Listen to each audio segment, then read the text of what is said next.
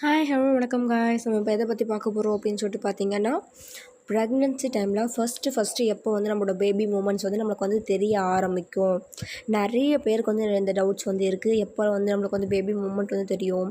ஒருவேளை ஒவ்வொருத்தவங்க இந்த 4 மாதம் 5 மாதம் ஆனாலே வந்து என்ன சொல்கிறது, என் பேபி மூமெண்ட்ஸே வந்து தெரியவே ஆரம்பிக்கவே இல்லை, பேபி ஒருவேளை ஏதாவது ப்ராப்ளமாக இருக்குமோ அந்த மாதிரிலாம் திங்க் பண்ண ஆரம்பிச்சிட்றீங்க.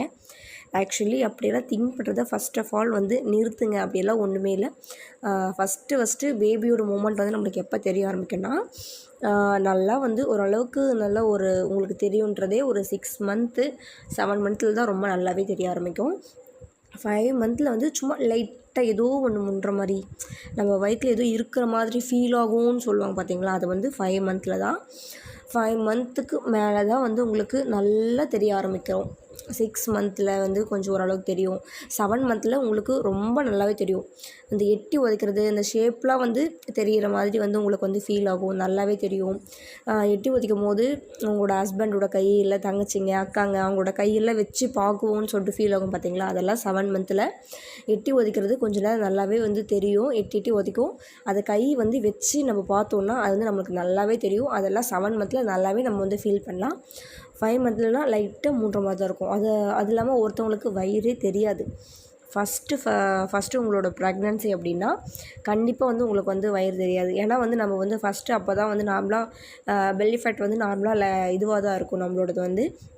அதனால் ப்ரெக்னென்ட் ஆகும்போது எப்போயும் வந்து ஏதோ தொப்பை வயிறு இருக்க மாதிரி சும்மா லேசாக இருக்கிற மாதிரி தான் வந்து ஃபீல் ஆகும்.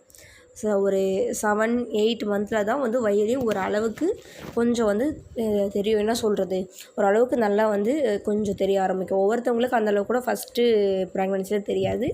செகண்ட் ப்ரெக்னென்சியில் தான் வந்து வயிறு வந்து நல்லாவே தெரியும். ஏன்னா வந்து ஃபஸ்ட்டு ப்ரெக்னென்சியில் வந்து நம்ம வந்து எந்த இதுவும் வந்து எக்ஸ்பீரியன்ஸ் வந்து நம்ம பண்ணது கிடையாது. ஃபஸ்ட்டு எக்ஸ்பீரியன்ஸ் வந்து வயிறு அப்போ தான் வந்து நம்மளுக்கு வந்து பெருசாகவே ஸ்டார்ட் ஆகுது. அதனால் அப்படி தான் வந்து வயிறு வந்து லேசாக தான் தெரியும். அந்தளவுக்கு அதிகமாக தெரிகிற மாதிரி ஃபீல் ஆகாது. ஓகேங்களா? அதனால் நமக்கு வந்து வயிறே தெரியல, ஒரு வேளை குழந்தைக்கு ஏதோ ப்ராப்ளமாக இருக்குமோ அந்த மாதிரிலாம் ஃபீல் பண்ணாதீங்க. அதே மாதிரி நம்ம சைடாக படுத்துவோம், ரொம்ப நேரம் சைடாக படுத்துட்ருந்தோம் அப்படின்னா, ஒவ்வொருத்தவங்க என்ன சொல்கிறாங்க அப்படின்னா, சைடாக படுத்துட்ருக்கும்போது சைடாக ரொம்ப நேரம் அவங்க படுத்திருப்பாங்க. படுத்துருந்ததுனால நம்ம சைடாக படுக்கும்போது பேபி வந்து ரொம்ப நேரம் நீங்கள் சைடாக படுக்கும்போது ஒரு பக்கத்தில் தான் குழந்தையால் இருக்க முடியும்.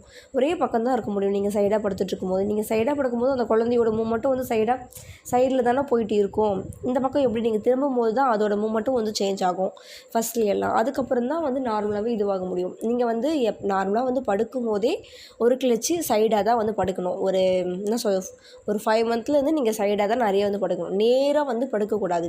நேராக நம்ம வந்து படுத்தோம் அப்படின்னா குழந்தைக்கு மூச்சு முட்டுற மாதிரி வந்து ஃபீல் ஆகும். அந்த மாதிரி நேராக படுக்கக்கூடாது. அதுக்காக படுக்கவே கூடாதுல்ல, எப்போயாவது சும்மா அப்படி படுத்துக்கலாம். அதிகமாக வந்து நீங்கள் சைடில் தான் திரும்பி படுக்கணும். ஒரு கிளச்சி படிக்கிற மாதிரி சைடில் தான் திரும்பி படுக்கணும். கவுந்து படுக்கக்கூடாது.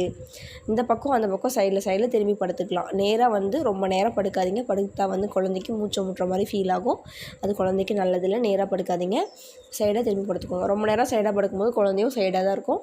அதனால் வந்து ஒரே பக்கத்தில் குழந்தை இருக்கிற மாதிரி ஃபீல் ஆகும்.